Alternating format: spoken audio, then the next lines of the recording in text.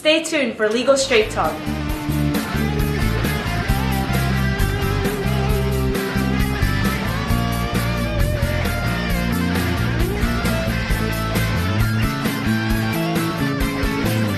Is this reality? No, I don't feel okay. I need my kaleidoscope of colors to lead the way. I'm riding in my car and I'm coming on around the bend. It's a chase, this twisted race. I'll be on top again. I'm not gonna let you take me down. It's gonna be the whole 9 yards or nothing.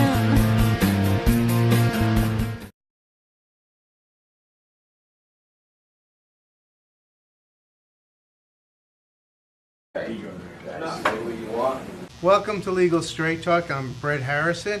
I'm really excited for tonight for our guest, Mr. Anthony Ballato. He's an attorney that he handles cases that you hear a common phrase all the time, lemon law, lemon law. This car is a lemon. This is a lemon. So today we're fortunate enough to have an expert, I like to call, in lemon law. Thank you for coming tonight, Anthony. Welcome to the show. Good evening, and thank you for having me. Okay. Well, let's get to the heart of the matter. People often they buy cars, whether it be used or new, and they say, if this is a lemon, I'm returning it. I'm going to get my attorney. But let's really dissect that. Let's really pick that apart for them. First off, what does the lemon law cover? Okay. Well, if I can back up a moment, and I think you and the viewers will appreciate this, we're going back to the early 1960s when we were children, and it started with Ralph Nader, somebody that everybody's familiar with, started the consumer movement of going against the manufacturers. And at that time, Ralph published a book, Unsafe at Any Speed, something personal injury attorneys would appreciate, as well as consumer advocates like myself, because he went against the manufacturers, saying not only are you putting unsafe products into the marketplace, but also you're not standing up to your warranties. So that started in the 1960s. Unfortunately, it took most states and the federal government about 20-something years to enact what are now nicknamed the lemon laws, or various state and federal statutes enforcing or giving certain enforcement rights to consumers, purchasers of automobiles, vehicles, even motorized wheelchairs and motorhomes, the ability to enforce their rights. As well as motorcycles, if I'm not mistaken. And motorcycles were added some years later. The only thing that's excluded are classic cars, as defined under the New York law, and off-road vehicles. Now, are these lemon laws in most of the states now?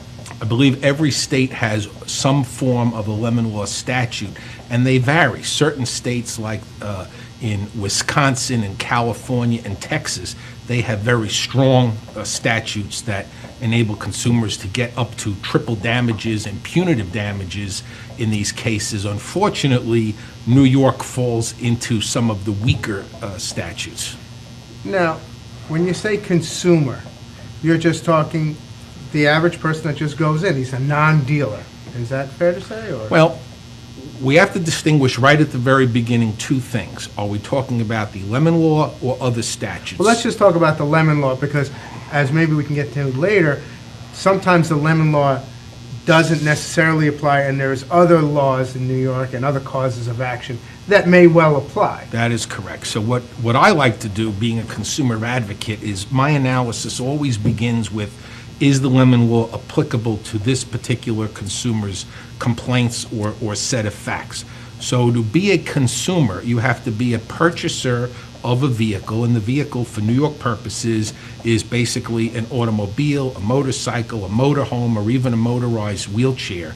And one of many other key elements is that you're purchasing it from a dealer, not a private individual, or that it's coming from a manufacturer, because the law applies to both new and used vehicles up to a certain age, going back to 1983. Is there a dollar limit on used vehicles? That it has to be over $1,000, $2,000, $10,000? That's correct. The used car lemon law mandates that, at least in this state, the vehicle has to be purchased at a price of at least $1,500 or more.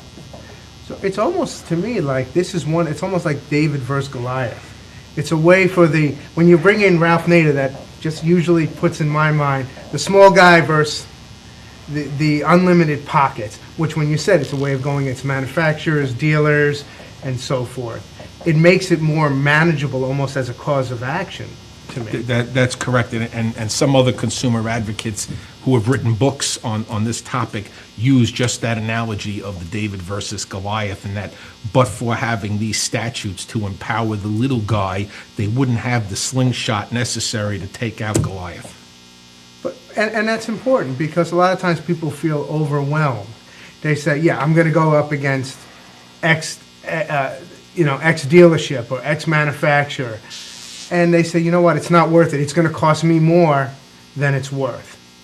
Now, when people come to you, the consumer, if it's not necessarily a dealer, as far as a new or used dealer, but it's somebody that, let's say, what's defined as a dealer? Because some people sell cars, 10, 20 cars. They buy certain cars, they fix them up, and then they sell them.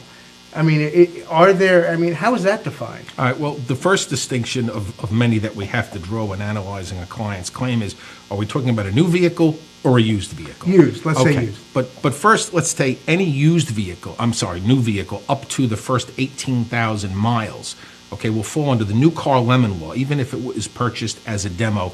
And those claims are against the manufacturer, not against the dealer. We focus on the dealers more so when dealing with used cars, and those are ones that have up to 100,000 miles on them, but over 18,000 miles. Is there a time limit, how long you can have is it 18,000 or is it up to 2 years when you buy a used car or anything like that? There are different time limits. Let's talk about first the outer time limit, which attorneys refer to as the statute of limitations. On all these cases, it's 4 years from the date of delivery to that consumer. Past that, your statute of limitations is exhausted. Well, let's put it in plain English Yes. That means if you don't do it within a 4-year period, if you don't commence the action or proceeding within 4 years, then you're out of the box. For lemon law purposes. For the purpose of the lemon law. Correct. And commencing or starting an action, you would say would either be purchasing an index number, or is it just a letter, certified letter? I mean, is there a way of putting them on notice? Yeah, consumers or their advocates have two choices. You can either proceed in this state in the Supreme Court in what's known as an action, or you can proceed under the New York Attorney General's arbitration program, which is very favorable for many people because it's a much faster, easier, kind of almost like a small claims kind of proceeding that takes just a few months and is a inexpensive procedure. And as you can attest to as an attorney, once you put something in the courts, it's not a few months. Yeah, well, to let people know is my average or the average arbitration under the New York Attorney General's lemon law proceeding is a few months. For a new vehicle, it's a $250 filing fee. For a used vehicle, it's a $120 filing fee, versus bringing an action in Supreme Court, as you know, is about a $170 index number fee plus service of process and other things. So a minimum of about $500 up front, and usually takes 2 to 4 years to go to trial. And then there's a whole bunch of discovery and conferences, and that's when you hear people complain, consumers complain, my lawyer's charging me for all these appearances and nothing's getting done, the other side's not turning over information, whereas the arbitration, it slices the whole procedure. Not only that, but the key is that most folks can only afford one vehicle, and it is required in any of these proceedings that the consumer maintain that vehicle throughout the pendency of the matter. So if you have a lemon and it's not reliable and it's putting your job at risk or it's putting your family in danger, you can't keep that car for 2 to 4 years pending a Supreme Court action unless you got to go buy another one. Otherwise, the other side can complain that you've spoiled the evidence or you've mooted your case by disposing of the vehicle. Now, if you put it into arbitration, does the defendant, the manufacturer, the dealer, or what have you, do they have a right to get that car inspected? Yes, they can request that the vehicle be produced for inspection, and that is a very important aspect of representing people in these cases, because there's a difference between what I say inspecting or tampering, because there are many instances where the dealer or manufacturer may try to alter something in the vehicle before the hearing or before the trial to make that problem disappear. That in itself, and if they get caught doing that, then what happens? Well, that's substantial, but just like in any other case, whether it's medical malpractice and doctors who are accused of doctoring the records, right? We all know that happens, all right, unfortunately. It's tampering, it's spoilage, there's so much to that. Now, how much time do they have? Let's say I file it January 1st for the arbitration. Okay. Okay, and I'm sure you pay the $250, I'm sure you have to show proof of service of some sort. How long does the other side, the dealer or the defendant in this case, have to inspect the car? The statutes do not provide a limitation on that. The practical reality is it need be done before the hearing, or as late as at the hearing, you can perform a visual inspection. The other thing I should add, a lot of people aren't aware of this. We've all heard with airplanes of black boxes, which they're actually orange, okay, but they're referred to as black boxes because of the unfortunate data that they contain. Most modern automobiles have similar little black boxes, if you will, that record all sorts of data on the vehicle, anything from top speed, top RPMs, braking, accelerating, all sorts of conditions that can be downloaded to computers, analyzed by manufacturers or dealers, and sometimes used against the consumer to claim that they have abused or neglected or exceeded the proper use of the vehicle. And there's where the tampering comes in, and that's why they want to inspect the cars, should that have happened on the reverse of it. Right, and fairly so, unless, again, when they're displaying all their charts and graphs on their computers, does the arbitrator or even the other attorney really know that that's the data from this vehicle, or is it perhaps the data from another vehicle? And that comes into a whole thing of proof issues and certification, I'm sure. But I think usually in arbitration, the rules of evidence are kind of lightened. They're much relaxed. The rules of evidence in arbitration, or at least in lemon law proceeding, are pretty much out the window, and almost anything goes. So you could just hand in things without an expert, or do you need you need an affirmation or an affidavit of any sort? Well, of course, it's always best to have an expert, and very often the manufacturer or dealer has an army of experts. They have the certified mechanics, they have their own FSCs, field service engineers, and other people at their ready disposal, whereas consumers have to now hire and bring in an expert. Not always, but sometimes. Well, how much are some of these? Let's say you had to hire, the consumer wants to hire, an expert. Is it 1,000? Is it 2? Or, It varies on the type of expert and the type of analysis. So if you're engaging someone who is typically a retired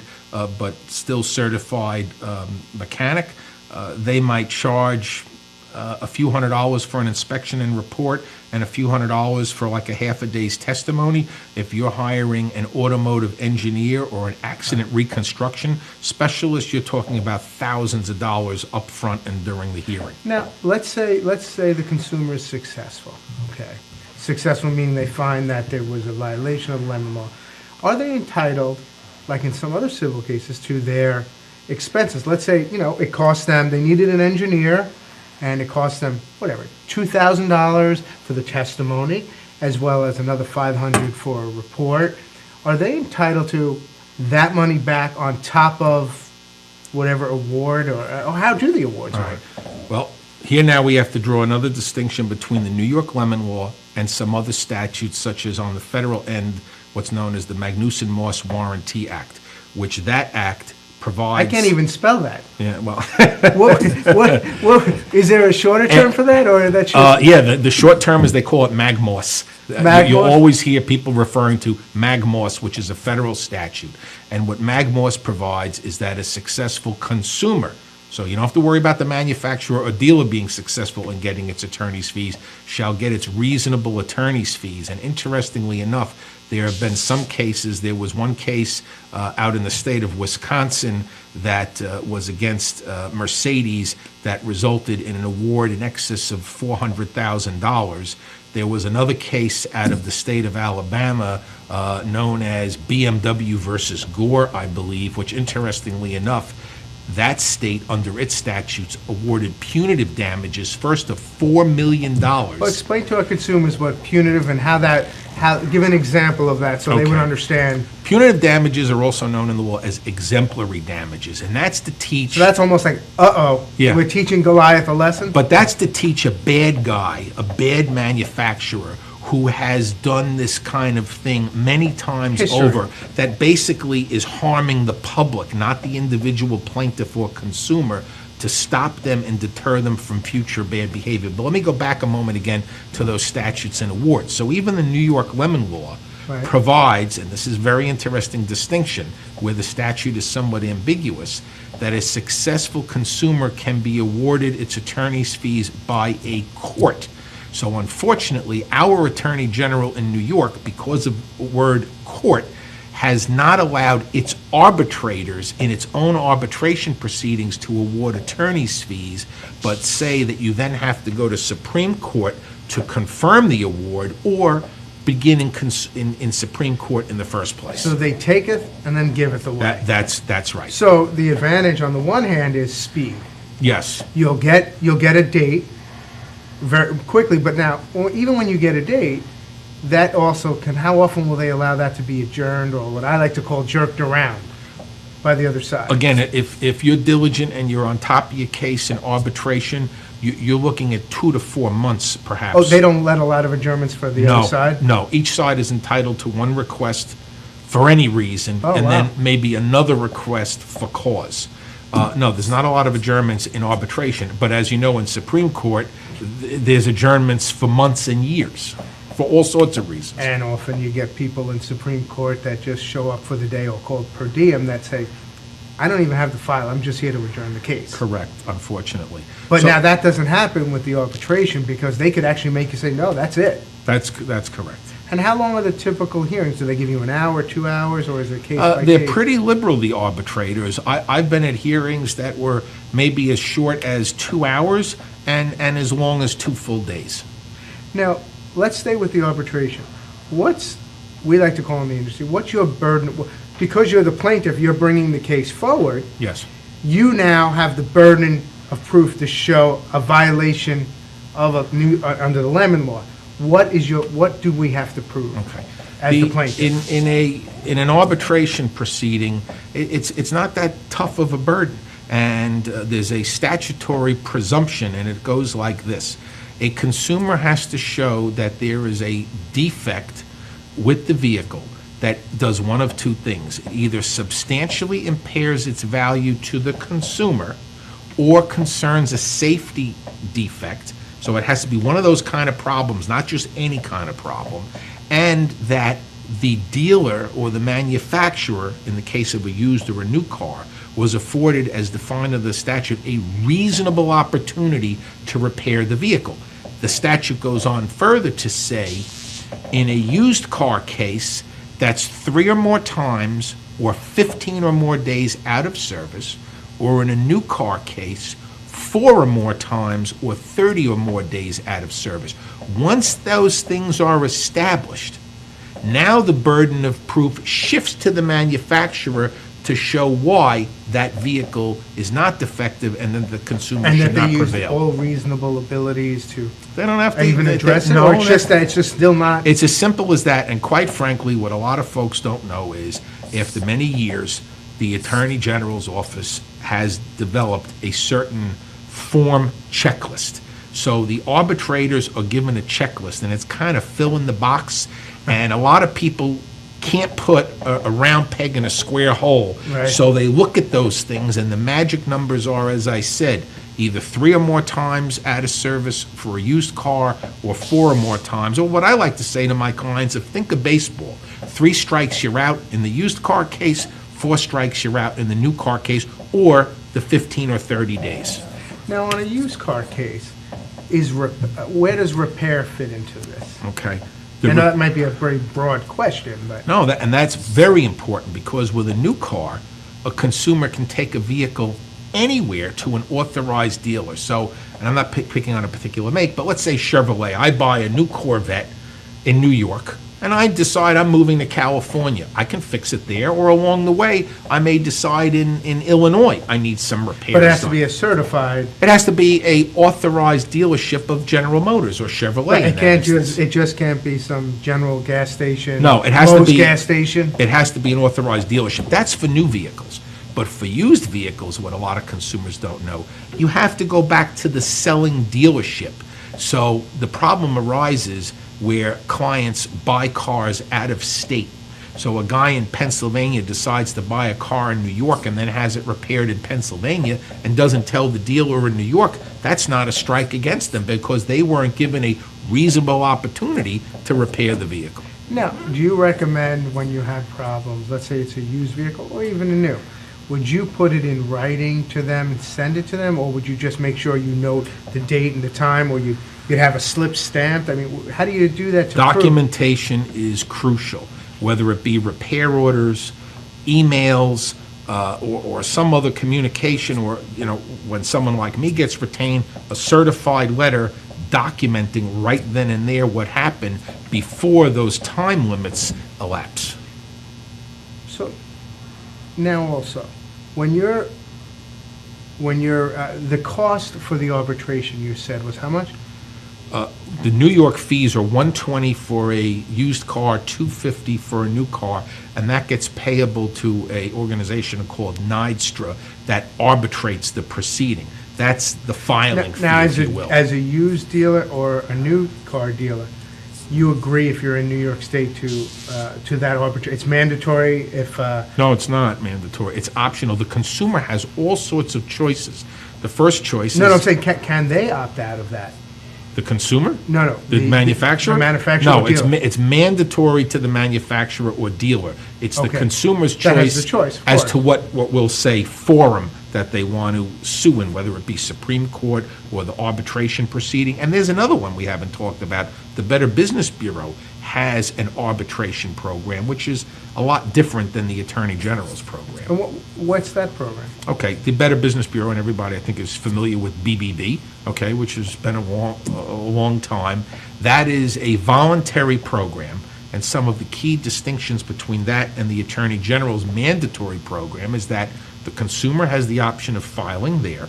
Is it sort of like you see it with, and I want to get into this part of it, after 9/11, the construction people, there was a lot of construction for it. So the Better Business Bureau a lot of times got involved, and they even got the Better Business Bureau, got the DAs involved. Well, not so much with these automobile cases. The Better Business Program is more like a mediation, and I'll say why. Its decision is not binding on either party. So if the consumer elects to proceed in BBB, and either party doesn't like the decision, they can still proceed elsewhere. So it's not binding, problem number one. And number two, I have an issue with the BBB, is that they have three results. You can have a decision for the manufacturer, a decision for the consumer, or what's called a decision for further repairs, where the arbitrator tells the manufacturer or dealer, we want you to make further repairs on this But vehicle. if it's not binding and one side doesn't like it, no, I'm not, So that's why a lot of folks don't bother with that program. especially since the arbitration, is that appealable? The decision? The decision from the Attorney General's program, and it's appealable in what's called an Article 75 proceeding. It's a proceeding to vacate or modify an arbitrator's decision, and that has to be brought in the Supreme Court. And I would imagine that's typically done more on probably more expensive decisions, more expensive. Absolutely, and also on cases where they're very strong. So courts often defer to the better judgment of the arbitrators in a lot of these types of appeals, if you will, for arbitrators' decisions. So in cases where, let's say, there was a clear violation of a statute. So, for example, one of the things under the Lemon Law is that the vehicle has to be primarily used for personal, not business use. And the Attorney General's office has determined that to be somewhat more than 50%. And what some dealers or manufacturers like to do is pick on folks who they or their accountants have depreciated the vehicle on tax returns for legitimate tax purposes for more than 50%, and then they jump in, if they can get copies of the tax returns, and say, aha, the lemon law doesn't apply to you, and they look to have a case dismissed. But where when you go through the testimony, maybe a person is running an appraisal business, and they're driving to the grocery store, and they're picking up the kids at soccer games, and they're going back and forth from their office, and that's arguable as to whether it's a business or personal They're use. allowed to get the tax returns? Yes and no. It depends on your arbitrator. There's a system under the program called a request for documents that requires it be submitted to the arbitrator for approval. And what some of the adversaries, if you will, on the seller's end, demand tax returns. Now, smart counsel or consumer will say, wait a minute, you're being too invasive. I'm not giving you all It's a my tax fishing returns. expedition. And it's harassment in some cases, really. And what a wise arbitrator will do is either deny the request because it's overburdensome, or they will limit it to just that portion of the tax return that discusses vehicle depreciation. And if a person says, but I didn't depreciate my vehicle on my tax return, then they should get nothing. Huh. It seems to me that we've only hit the small tip of the iceberg because Correct. there's so many other causes of actions, other ways of, besides lemon law or inclusive of lemon law for fraud and for punitive damages and other aspects. Unfortunately, it seems like we're out of time. We're going to have you back on the show. And once again, I'd like to thank Anthony for coming in. And as you can see, when it comes to lemon law, I think you really should consult sometimes with an attorney. It can only be very helpful and informative. Once again, thank you for tuning in to Legal Straight Talk. Thank you for having me on.